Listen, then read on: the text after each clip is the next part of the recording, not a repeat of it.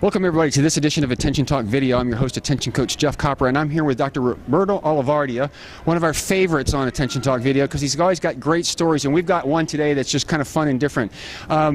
We've had Dr. Ari Tuckman on Attention Talk Radio talking about when you should disclose if you have ADHD and when you don't. And it's clearly there's some times, as we say, disclose the symptoms, maybe not the diagnosis, but sometimes it's kind of cool and clever.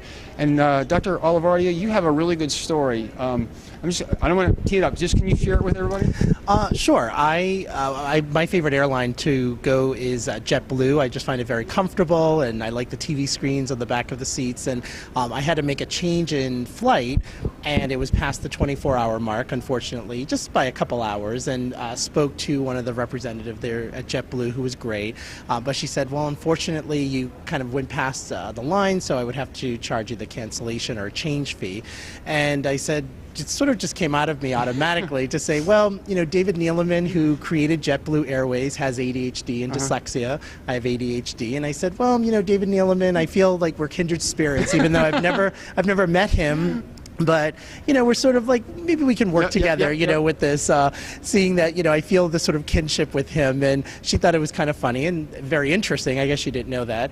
And after just a little pause and talking with their manager, they ended up changing it, which was very nice. It's a great airline, but it sort of just felt natural to disclose it. It felt natural to disclose it. Now, in a prior conversation, you had said, you know, come on, work with me, whoever it was. Yeah, work with me. Which is interesting, too, because I want to add is as you described the situation, is you just kind of got down on her level and act like, hey, come on, we're friends here, which is subtle. I want to kind of bring that out because there's something to be said for sometimes if you're in a tough situation and maybe if you got ADD and maybe you did something, it's like, come on, work with me here and get to know them a little bit. It kind of softens them up as a strategy.